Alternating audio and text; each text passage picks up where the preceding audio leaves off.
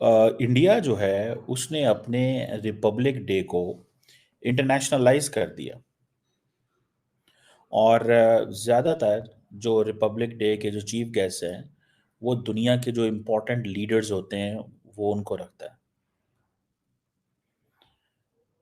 अब क्या रीजंस हैं जिसकी वजह से इंडिया ये सब करता है और क्यों करता है? जैसे कि आज बहुत बड़ा दिन है। आज 26 जनवरी इंडिया का रिपब्लिक डे, जिसको जी इंडिया अपने कॉन्स्टिट्यूशन की जीत मानता है, मनाता है। और इस वक्त हर तरफ जो है इंडिया के रिपब्लिक डे को जी दिखाया जा रहा है, नेशनल हो या इंटरनेशनल हो। और इतनी बड़ी यूनिटी दिखा रहे हैं, इंडिया अपना कल्चर प्रमोट कर रहा है, मिलिट्री पावर दिखा रहा है। लेकिन इंडिया के रिपब्लिक डे की एक इनफरादियत होती है।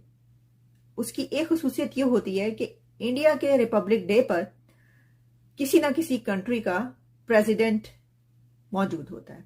कि जब इंडोनेशिया के प्रेसिडेंट ने इंडिया के रिपब्लिक डे पर आना है, ये खबर चली तो साथ ही पता ये चला कि पाकिस्तान ने भी उनको इनवाइट किया कि जी ठीक है, आप जब हमसाए में आ रहे हैं तो हमारी तरफ भी होते जाइएगा। लेकिन उसके बाद खबर उस वक्त बनी जब ये पता चला कि इंडोनेशिया के प्रेसिडेंट पाकिस्तान नहीं जाएंगे, और ये पता चला कि उनको ये कहा गया है कि आप पाकिस्तान ना जाएं।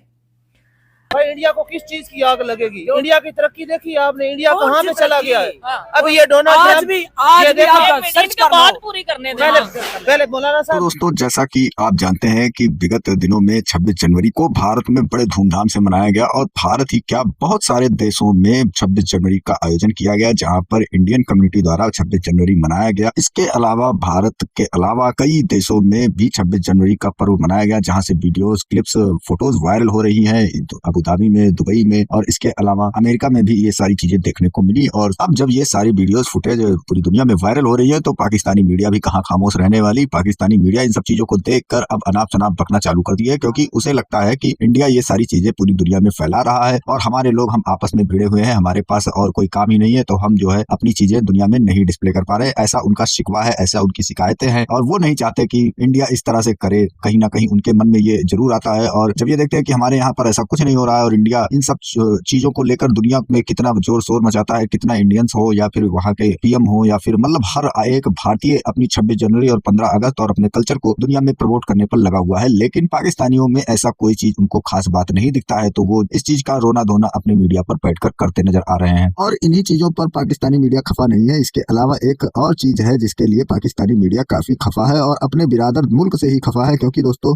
जब भी 26 जनवरी 15 अगस्त होता है तो किसी न किसी को एज अ चीफ गेस्ट बुलाया जाता है, और इस चीज को लेकर पाकिस्तानी काफी हैरान है और परेशान भी है, क्योंकि इस बार अब कहा जाता है कि सबसे पहला जो चीफ गेस्ट था वो भी इंडोनेशियन पीएम था, और इसके बाद में इस बार भी इंडोनेशिया के पीएम साहब को निमंत्रण भेजा गया कि आप यहाँ पर एज अ चीफ गेस्ट आइए और हमारे 26 जनवरी के कार्यक्रम में, समारोह में हिस्सा बनिए। तो दोस्तों, इसके बाद में हुआ कुछ ऐसा, इन पाकिस्तानियों को ये बातें चुभी और उन्होंने अपना जैसा उनका काम होता है ना, वो नेचर है उनका कि वो अड़ंगा जरूर बनाते हैं भारत के लिए, तो उन्होंने अड़ंगा बनाने की कोशिश की, और ये कोशिश की कि ये इंडोनेशियन पीएम साहब जो है वो 26 जनवरी में भारत न जा सके, और इसके लिए इन्होंने अपने आदमियों को भेजकर अपने यहाँ विजिट करने का निमंत्रण दे दिया। तो इंडोनेशियन पीएम साहब ने सोचा कि अब क्यों ना इंडिया जाएं, उसके बाद में वहां से होकर पाकिस्तान भी चले जाएंगे। तो इसके बाद में इंडिया की तरफ से ऐसी चीजें बताई जा रही है कि इंडिया की तरफ से ये खबर गई कि इंडोनेशिया पीएम को कि आप पाकिस्तान नहीं जाइएगा, अगर आपको यहाँ पर विजिट करना है तो आप पाकिस्तान नहीं जाइएगा, तो अगर आपको आना है तो आप आइए, वरना हम कैंसिल कर देंगे, हमें कोई आपकी इतनी भी बहुत ज्यादा आवश्यकता नहीं है कि आप नहीं आएंगे तो हमारे यहाँ कार्यक्रम जो है सफल नहीं होगा। तो इस पर फिर इंडोनेशियन पीएम साहब ने फिर दिमाग लगाया कि अब क्या किया जाए, तो इस पर वो जो है उन्होंने पाकिस्तान का विजिट कर दिया कैंसल, और इसके बाद में पाकिस्तानी सरकार भी भड़क गई और इनकी जनता और इनके जो पत्रकार लोग हैं वो भी कंफ्यूज हो गए और भड़क चुके हैं कि इंडोनेशियन पीएम हमारे साथ बिरादराना सलूक नहीं किया, और इंडिया में जाने के बजाय उनको पाकिस्तान विजिट करना चाहिए था, वहां नहीं जाना चाहिए था। तो ये सारी चीजें अब वो डिस्कस करते हुए नजर आ रहे हैं। तो चलिए चलते हैं वीडियो की ओर, देखते हैं पूरा मामला। वीडियो पसंद आए तो लाइक करें, चैनल को सब्सक्राइब करें और शेयर करना ना भूलें। मेरी बात सबर से सुन लो। ये डोनाल्ड ट्रंप को आपने देखा क्या? वो सदर बना है, तो वहाँ पे हमने देखा लाइन में सबसे पहले जो इंडिया का वजीर खारजा है वो बैठा हुआ था, और बाकी दुनिया को भी पता है, हमने फ्रंट पे वो बैठा और बाकी दुनिया के सदर जो है वो दूसरी लाइन में बैठे थे। और हमारी बात हमारे मिनिस्टर को उन्होंने करीब भी नहीं आने दिया, और वो किसी और को मिलता रहा। Starting from 1950 president Sukarno of Indonesia, जो कि इंडिया का पहला चीफ गेस्ट था, और आज फिर president Prabowo Subianto of Indonesia. उस वक्त इंडिया जो था वो बात करता था जी हम तो कॉलोनियलिज्म के खिलाफ है, हम तो फ्रीडम स्ट्रगल के हक में हैं। और क्योंकि जो सुकार्नो था ही was also anti colonialist. So ये आप समझ लें कि उसकी ये इंडिया की ये अप्रोच रही है टू गो इंटरनेशनल। वही कौमें रिपब्लिक डे बनाती है जिनके कोई आइन हो, जिनको मंशूर हो। मेरा ख्याल है पूरी दुनिया में इस टाइम चाहे दिवाली हो चाहे कोई भी त्यौहार हो ना, वो अब इंडिया के ही सारे सामने आ रहे हैं। और किसी मुल्क के तो अब क्रिसमस आ रही है, ठीक है, या हमारी तो ईदों का तो पता भी नहीं चलता कब आती हैं तो कब चली जाती हैं। हमारे तो 23 मार्च का पता भी नहीं चलता आवाम को, हमें तो पता भी नहीं है कि कब आता है कब जाता है। तो वो एक तो अपना कल्चर दिखाते हैं, ठीक है, अपना आइन पे चलते हैं, अपना कल्चर दिखाते हैं। हमें तो हम क्या दिखाएं, हमारा तो कोई आइन बना ही नहीं है ना। 76 सालों में कोई आइन 1973 का आइन चल तो रहे, कोई भी नहीं चल रहा। रोजाना तो उसको तड़का लगा देते हैं, जिसको जैसा चाहिए होता है, जो हुकूमत आती है वो आइन को छेड़ती है। इंडिया एक बड़ा कंट्री है, इंडिया एक बड़ी ताकत है। और अगर कोई कंट्री वहां पर जा रहा है और वो ये समझता है कि अगर मैं उसके हमसाए में जाऊंगा, पाकिस्तान चला जाऊंगा तो उसको पसंद नहीं किया जाएगा, तो फिर आप ये समझ लें कि वो पाकिस्तान नहीं जाएगा। ऐसा बहुत दफा पहले भी हुआ। हमने इसके ऊपर जब पहले प्रोग्राम किया था तो ये वाली बात हुई थी।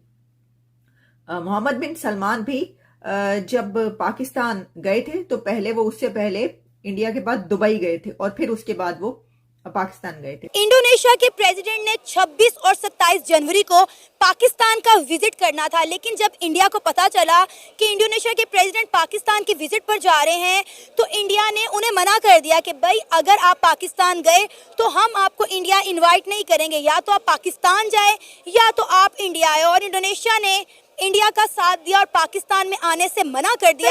इंडोनेशिया तो एक इस्लामिक कंट्री है, उन्हें तो as a Muslim country Pakistan को सपोर्ट करना चाहिए था, पाकिस्तान का साथ देना चाहिए था, लेकिन उन्होंने इंडिया की हमायत की और पाकिस्तान में आने का प्लान पोस्टपोन कर दिया। हमारी जो अप्रोच है पाकिस्तान की वो बड़ी अजीब किस्म की है। हम सारा दिन अपनी बातें करते रहते हैं, आपस में बातें करते रहते हैं, अपना लिखते रहते हैं, अपने ही बोलते रहते हैं, अपने ही सुनते रहते हैं। कुछ समझ नहीं आती हमें।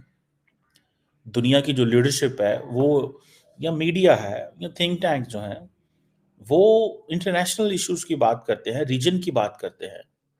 हम सारा दिन अपने ही लगे रहते हैं। अडयाला जेल जा रहे हैं, अडयाला जेल से आ रहे हैं, फलां लीडर को मिल रहे हैं। मेरे ख्याल से आजकल की जो इकोनॉमीज़ हैं वो इस तरह ताल्लुकात नहीं बनाती कि रिलीजन की बेस पे या ट्राइब की बेस पे या कास्ट की बेस पे।